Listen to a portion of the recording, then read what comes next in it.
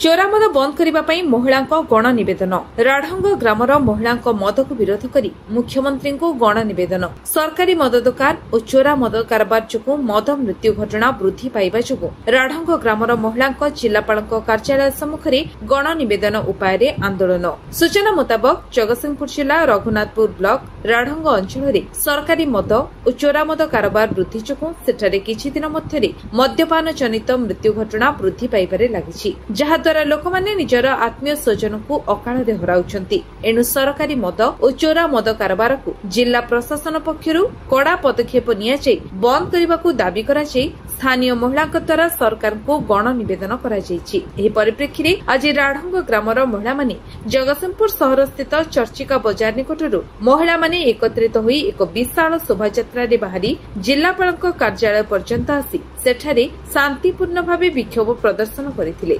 ଓ ପରେ ମୁଖ୍ୟମନ୍ତ୍ରୀଙ୍କ ଉଦ୍ଦେଶ୍ୟରେ ଜିଲ୍ଲାପାଳଙ୍କୁ ଏକ ଦାବିପତ୍ର ଦେଇ ସରକାରୀ ଓ ଚୋରା ମଦ କାରବାର ବନ୍ଦ କରିବାକୁ ନିବେଦନ କରିଥିଲେ। रघुनाथपुर ब्लॉक राढ़ंग पंचायत शोभारण जाऊ आज आम कलेक्टर ऑफिस को आसबार कारण आम गाँव में मद चोरा मद बेपार नहीं कि लोक छोट एज्र पिला दी जन मरी सारी से आम मन बहुत दुखित कहीं आम खटिले खाइबू आम जो 400 टଙ୍କା दिन आमको पुओ बड़ होता आज आमको आज पोषी था आज आमको आ सी जदि आमको मूलू सी आमको धोखा दे चलीगला मरीज जदि आम आम केमी बचू कौन करूँ आपन जदि से मदटा को बंद न करेंगे आम अनुरोध करूँ जे आमको मदटा बंद करूँ कहीं बहुत दुखित आम ए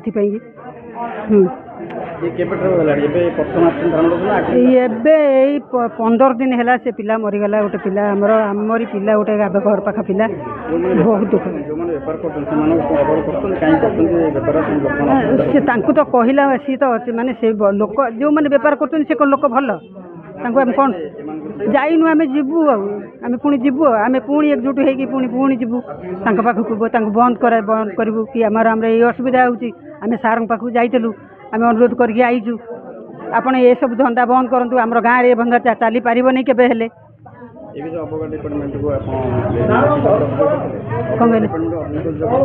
नहीं नहीं अबकारी डिपार्टमेंट आम कहनु आम आगु को आहरी माने निष्पत्ति नबू कि आम कि गोटे करूँ आम राजरास्ता को फेर दरकार पड़े सेमती भी आम जब बंद ना आम राजरास्ता को ओह्लू फेर सार तो कहले मु फोन करी बुझी बंद करी कही सार कहते रश्मि रंजन नवनिर्माण कृषक संगठन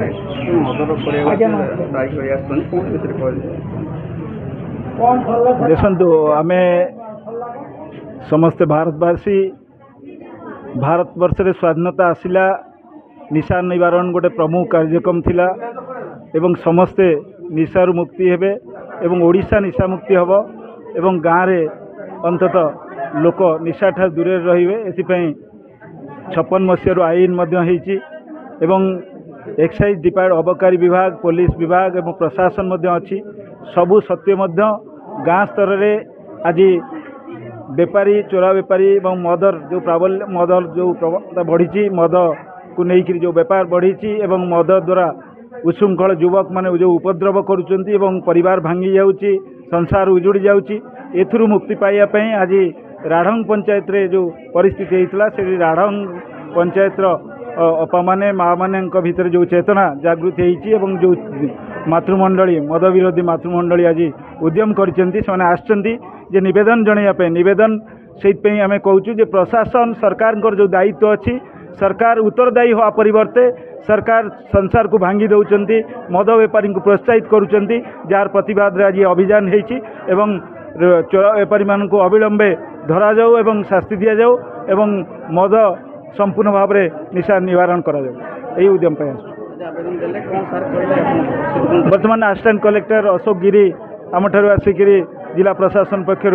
दायीपत्र मातृमंडली ठारू ग्रहण करचंती एवं से आश्वासन देइचंती जे अबकारी विभाग को सक्रिय करा जिवो एवं जोटी बेपार एई बळी भाव होउची एवं मद द्वारा जो अघटन घटुची आकु नियंत्रण करिया पे उद्यम हो प्रति गाँव कौन कहले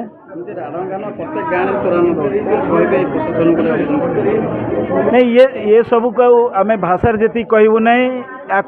जो असंतोष तेजिला विभिन्न समय गण अभियोग आज माँ मैंने अभियान करी दाबीपत्र देती एक कथा जदि प्रशासन निकट में जदि यार नियंत्रण न जाए निश्चय भाव जन आंदोलन आहरी तीव्र हम जन आंदोलन को आहरी तीव्र करा जो परिस्थिति हम ए प्रशासन सरकार दायी रही। जगतसिंहपुर राकेश कुमार रिपोर्ट विश्व विजय न्यूज ओडिशा।